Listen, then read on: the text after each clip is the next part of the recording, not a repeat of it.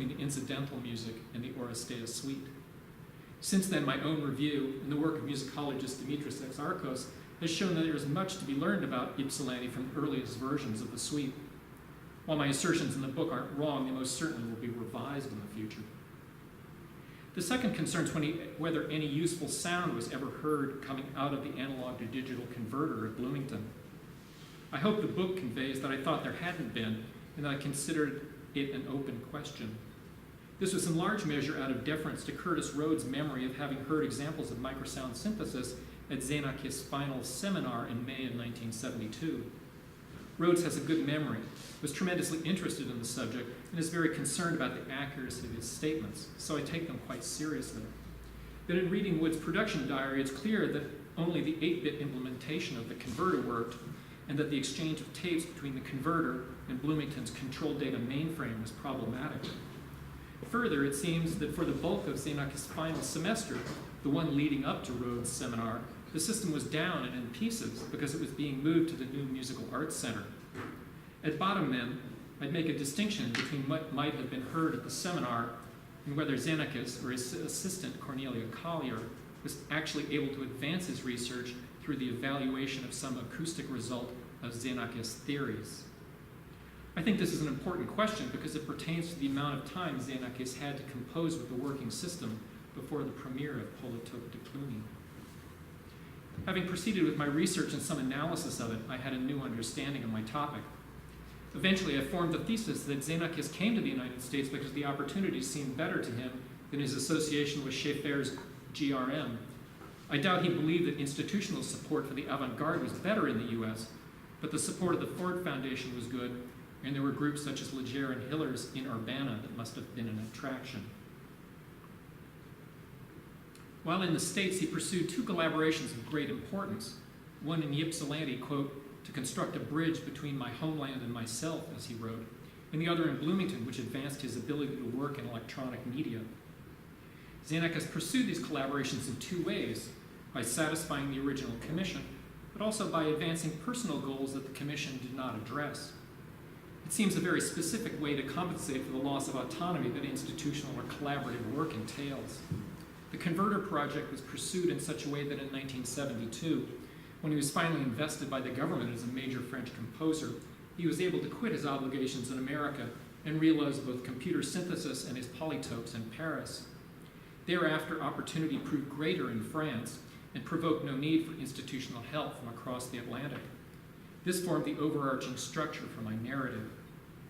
It also raises some questions. How does this thesis relate to the content of my book, and also the issues of documentation, omission, and interpretation that I presented here? What of my documentation is minimally necessary to support my thesis? How much do questions of omission weaken it? And do uncertainties of interpretation suggest other narratives? My view is that my book presents documentation and narrative beyond that necessary to support my thesis. The passages, for example, in Formalized Music, or Xenakis' incident with Ben Boritz and Paul Frome, might increase our appreciation of his involvement in the United States, but if deleted, wouldn't weaken my central argument. Put another way, might we say that at some level of development, a narrative and the thesis about that narrative becomes self-reinforcing? As the narrative enables a thesis to be constructed, does the thesis in turn insulate the narrative from questions of loss, omission, and interpretation? So much of what we write makes use of theses from other works. We comfortably use abstractions in interpretation or derive further abstractions from borrowed ones. In writing Xenakis in America, I often felt I was using secondary materials for their primary sources. For example, Evelyne Gaillou and Francois Delalonde's work on Xenakis at the GRM. I took their facts, but used them to suggest that Xenakis might not have been content to compose music for films and commercials, or to organize concerts of musique concrète. When Aaron Copland called, Xenakis was ready to go. With respect to making use of the theories of others, I can't see where this occurs in my narrative, but perhaps as author, I lack some self-awareness. Finally, let me return to the question of modernity and where it might be found in Xenakis' story. Closely allied with his works, we encounter a composer who must build his own electronic tools to form his music. We encounter a composer pursuing a national cultural project in Greek tragedy, not unlike requesting the return of the Elgin marbles by using new research to free the language from the quote-unquote safekeeping of 19th century British scholarship. We encounter the beginning of the global audience, made possible through recordings, long-distance telephony, and jet plane travel. In this, Xenakis seems to embody a practice of work and success closer to the Beatles than that of his fine art colleagues. These modern means of production, if you will, which Xenakis thought to create or make use of, are the indisputable companions to the experience of his music. Thank you.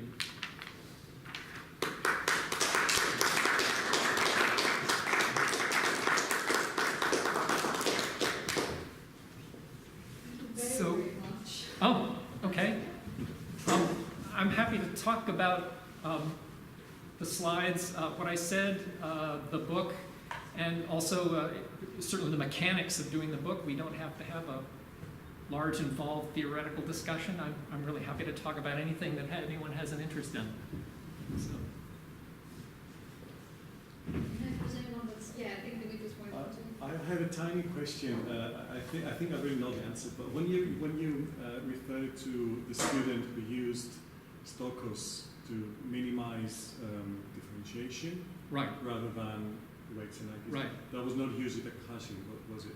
I'm sorry, not using the. Because you were showing at the same time when you were talking about this. Oh, right. This is the arbitrariness of the images. I'm sure there was no relationship. Okay, I thought it would be. Right. So, having said that, was Yuji Takahashi in Bloomington as a student of Xenakis? Oh, no. He was.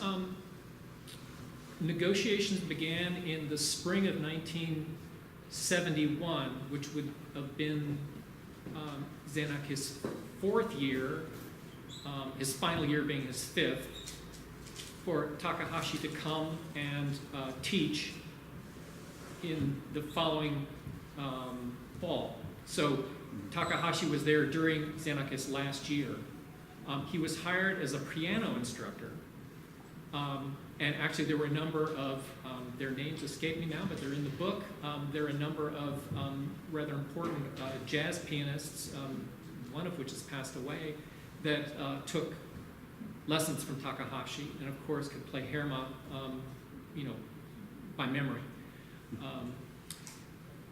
The interesting thing about the situation was that Takahashi was also expected to be the associate director of Xenakis Center for Computer Synthesis and Research. And he had a faculty recital in December 17th, perhaps the date was up there. And the day after his faculty recital, he received his termination notice. The notice that was up here, of course, suggested budgetary considerations, which I don't doubt were the case because the Indiana University is a public university, and the state legislature, which was very conservative, was punishing the students for their protests in the Vietnam War and unionization and so forth. So they were, reducing the budget as quickly as they could. But I was not allowed to see his termination letters. So I expect that actually, aside from the one or two students that he might have had, he did not have much of a following there. And I also heard that he actually, someone misunderstood some of his activities in the computer center.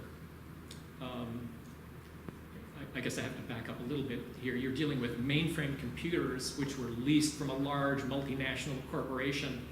And so they were highly protected. Only certain people could touch them, really very different from our world of personal computers. And he apparently went to put his hands on something or suggested that he could rewrite some aspect of some Fortran code. And some engineer who had no idea who he was sort of went after him in the studio. And there was an altercation, and Takahashi, of course, was very insulted by this. So there were a lot of very bad experiences that he had. Both Takahashi and Xenakis had organized a final concert of electroacoustic music to coincide at the end of that year, his final year, with the inauguration of the Musical Arts Center that I mentioned. But somehow it was pulled away from it they ended up having their own little thing before the festivities actually started. And you'll notice that there was a picture of Babbitt and Gunther Schuller and the rest of that. Those were the composers that were invited to the festival, and Xenakis, of course, was not among them. So that maybe more than answers your question. Oh. This question, well,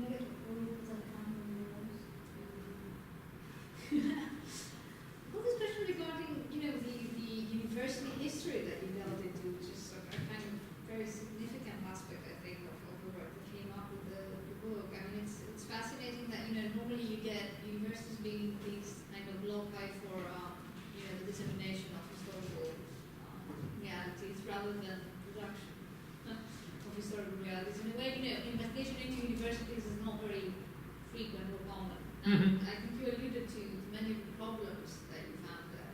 I was wondering if you could say a little bit more about, the process of actually researching into university archives and all these, like, perhaps, unforeseen difficulties, and also perhaps whether you knew from the onset that you were going to try and go so deep into, working with people at the university to kind of, figure out things, or whether this kind of came up in the process.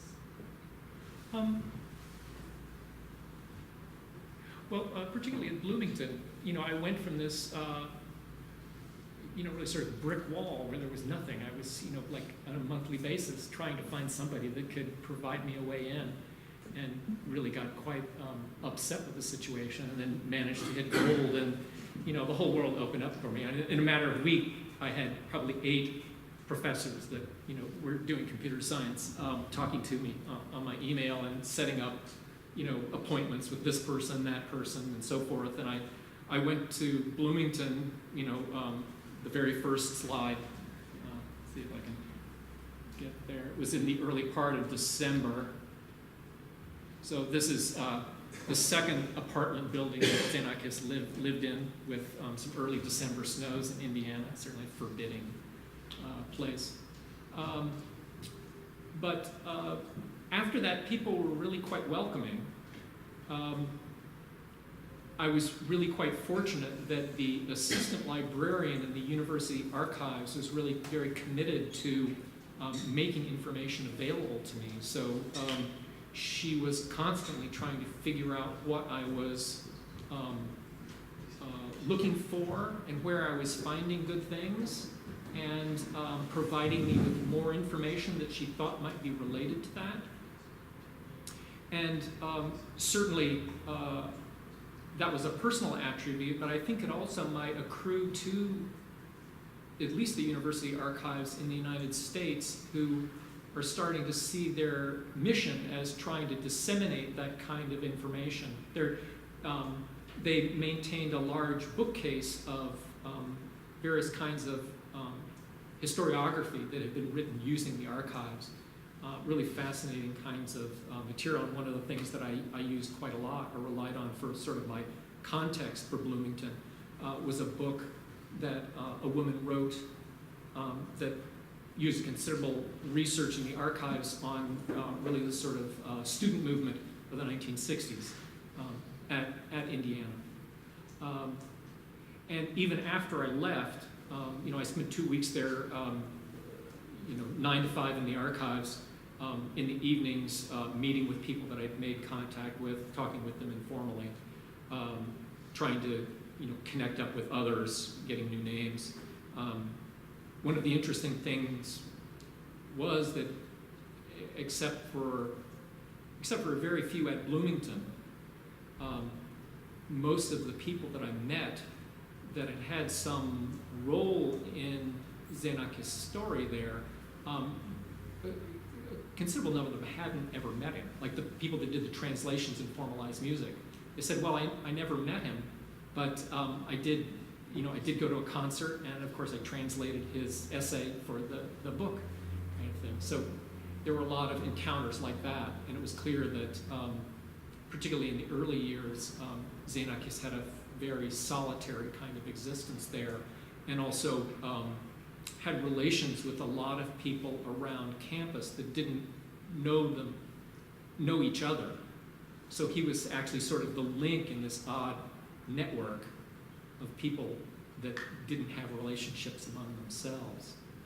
And I think one of the difficulties, I said the woman, the librarian, Dina Kellums, actually continued to help me after I'd left, and did things like, even though the rosters for the classes were confidential, she had a student go through and at least do head counts, for example, of who was enrolled in each of his classes for each year, so you could see the relationship between the intro class, which regularly had like 15 or 20 people in it, and these advanced classes, which had perhaps 5 people in the early years, and really only 1 or 2 in the last years, available. It was really quite an interesting picture. So, her role was really quite important in some of the knowledge that I got. And, ultimately that also points up one of the difficulties in doing research in these archives, is that they're really compounded of the file cabinets of all of these various professors and administrators over the years. And it's not like, say, the Xenakis archive, which is something that's been assembled by one person with a single sort of view of the world, and going through any of it sort of shows you a wider vista into this. It's like they're all of these islands, and you're never sure whether there's something out there. And so my effort to pursue the issue of, the sort of electronic dimensions of, and the history of the specification of the converter was just completely thwarted, because the names that I had, the professors there, the organizations, I couldn't find material that related to them in those files. And they may be there, but because there's not a way to find a path, that they're effectively sort of lost right now. So I don't know if that answers your question. It does, it does. Attached to that is also the question of whether there are any highlights of things that you really weren't looking for, or kind of accidentally found, in looking at this kind of... Well, of course, the real corker was going to Harvard and seeing all of the letters, the exchange between Balanchine and Xenakis, where he's complaining, you said you couldn't read the score, so I had parts made. I sent them to Salabert, and those scores have been sitting there for the last 2 years, and you've done nothing with them, And then there's this, very hasty letter just a day later from the Salabert representative in New York saying, if you'd like me to send them down to Lincoln Center, I'd be more than happy to do so.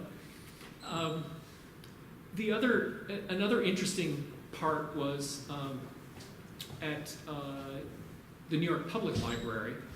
I'm not quite sure why it ended up there, other than because Teresa Stern obviously was a New Yorker, but she, I'll fill in a little bit, I apologize for people that might know who she is, but in the 1960s, Elektra, the recording company, who recorded, had the Doors, for example, as one of their major acts, very wealthy company in California, had a budget label called None Such, so LPs offered at half normal list price.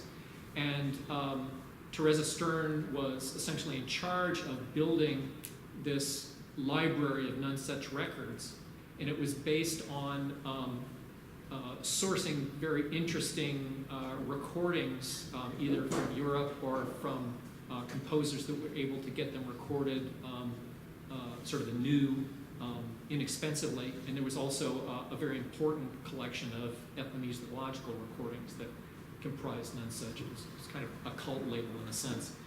And her papers are deposited at the public library, and so you can go and there's a box about this size related to Xenakis, his electroacoustic music LP, which I bought at the time. It was my first, the first record that I have of Xenakis music. So, all of the early GRM pieces and Bohor on the other side.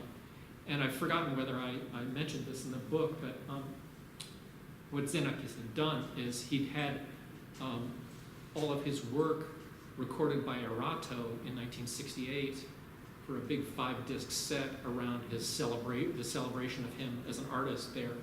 And he was shopping them around to try to get them distributed in the United States through other labels. Nunsuch took the electroacoustic music, and his initial proposal was actually to do a four-channel mixdown of Bohr on two records, and that you could put two stereos together and play these two things, and of course get quadraphonic Bohr, which Nunsuch thought was too adventurous for the time. Although there's an interesting record with Cage they did later on that sort of approached that. But she was active in not only producing this record, but somehow was a liaison between Balanchine and Xenakis in his discussions for doing a polytope, which would have been the follow-up to the one he did in Montreal. It would have been his second. And she visited him in Bloomington. And so there's this very interesting discussion of the development of the polytope that's complemented by a whole series of correspondence and material in the archives in Paris. And then also there are documents that she has that she was given in Bloomington that actually I only found partial copies of. His initial proposal for the Center for Automated Music, only the first chapter was sitting in Dean Bain's. So I only had the first piece of it, and then the outline, the sort of table of contents, so I knew there was more. And there I was sort of paging through this stuff at the New York Public Library, and here was his full proposal to Indiana University. And the liner notes that one of his students at Indiana, Jim Brody, there were a series of drafts that Teresa Stern had saved that actually shows